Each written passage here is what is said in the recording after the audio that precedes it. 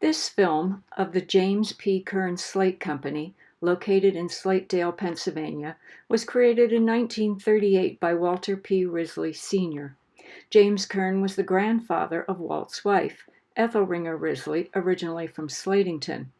J. P. Kern began his career in the slate industry when he was 16 years old, working as a quarryman for the Consolidated Lehigh Slate Company. In 1904, James, with the help of his brother-in-law, formed the Thomas Slate Company, which later became the James P. Kern Slate Company. By 1938, James Kern was the sole proprietor of the company. The Quarry Pit.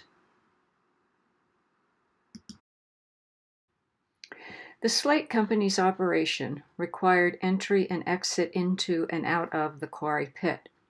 This was accomplished with what is best described as motorized zip lines, to which were attached a system of pulleys and cables called hoisters. About 90% of the slate removed from a quarry had no commercial value, leaving about 10% of the slate suitable for finishing into various products. Once removed from the quarry, the waste rock was discarded by moving it into unused quarry pits or to some other location remote from the quarry itself. Quarrymen often tied ropes around their legs or waists, since removal of the waste was difficult and dangerous. These ropes kept them anchored and secure from mishaps while dumping the waste slate into the pit. This work was labor-intensive and had to be completed with men and muscle, and without the benefit of more labor-saving technology.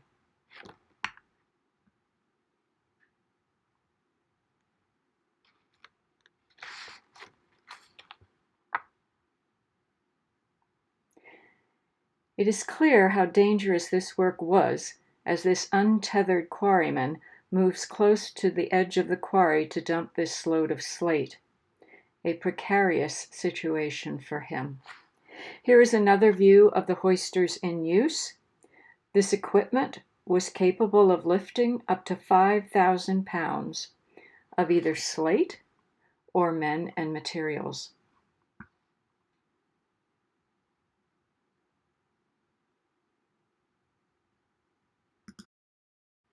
Extracting the slate. Slate is a fascinating rock formed from the metamorphosis of sedimentary shale. It is comprised largely of clay, silica, and other minerals, which gives slate its many characteristics. A unique characteristic of slate is that it can be readily cleaved or split apart. In this quarry, one of 3 operated by J. P. Kern, the men have descended into the slate pit. Many pits were hundreds of feet deep. Groups of men loosely formed together to help each other complete the difficult work of extracting, rough cutting, and moving the slate within and out of a quarry. These men are carefully examining the rock as they prepare to cleave the slate from the quarry wall using hammers and chisels. Blasting was another method employed, but this technique isn't shown in this film. The rough-cut rocks were then attached to the hoisters, which moved them up to the surface for processing. After completing their work, a group of quarrymen emerged from the pit in a cradle attached to the pulley wheel hoisters. Additional facilities.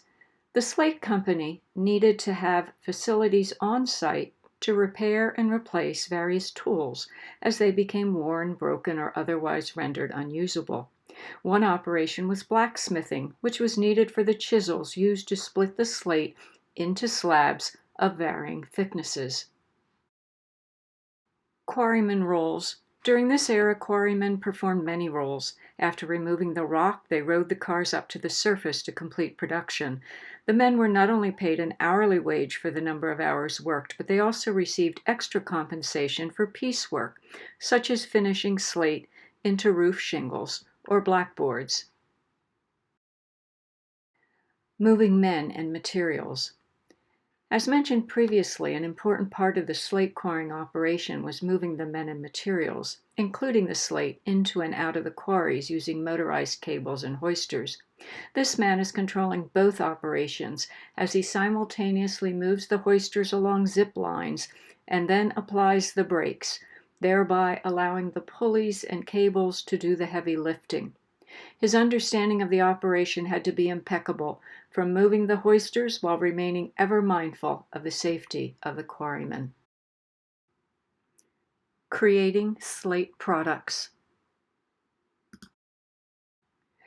Once a piece of good quality slate, called a mill block, was hoisted out of the quarry, it was placed on a hand cart. The cart, riding on top of narrow gauge rails, was pushed into a building, usually a large one, for final cutting. The next step involved moving slate pieces that often weighed more than 2 tons to a flat surface. Then, using large saws, much like ones found in a sawmill, the slate was cut into appropriate sizes that could be more easily managed by hand. The slate was then moved to another work site.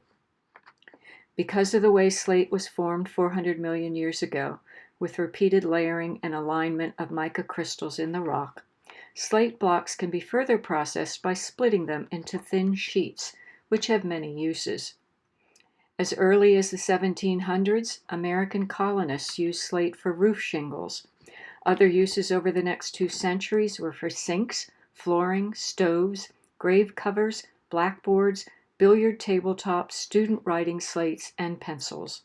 In this film, a workman is producing roof shingles. Using a wide blade chisel and hammer, this slate splitter can cleave the slate into shingles of varying thicknesses and dimensions. The final cutting in order to produce roofing slates is carried out using a swinging arm rock cutter. Now, one more step for this roofing product remains.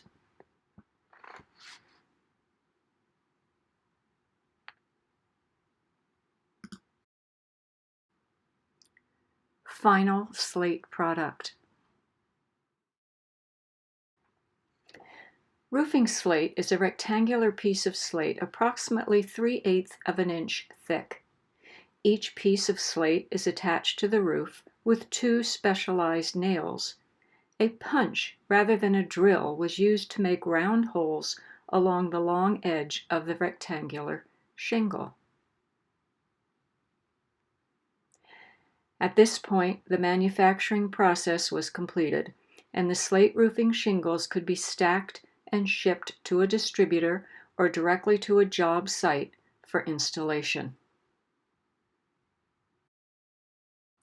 While the process shown here produced roofing shingles, slate from the Slatedale-Slatington region was also used to make school blackboards, and the J.P. Kern Slate Company manufactured these as well. Larger, thicker pieces of slate were cut to size and then mechanically polished to provide a smooth writing surface for these blackboards. Parenthetically, blackboards, often called chalkboards, served as visual aids for students learning in classrooms from kindergarten through college. They remained an important component of instruction from the middle of the 19th century to the late 20th century. During the slate industry's long history, Slatedale and Slatington were the unofficial champions of blackboard production. Although James P. Kern died in 1946 and his company had ceased to exist by that time, the slate products he and his quarrymen created endure to this day. Acknowledgements. In 1938, my father bought his first camera, a Bell & Howell 8mm movie camera, which is the camera he used to make this film and which I still have. I am grateful to him for capturing the operation of my great-grandfather's slate company, and although I never got to visit James Kern's slate quarrying operation, I did grow up playing with a slate easel that was manufactured by the National School Slate Company in the nearby town of Slatington, Pennsylvania.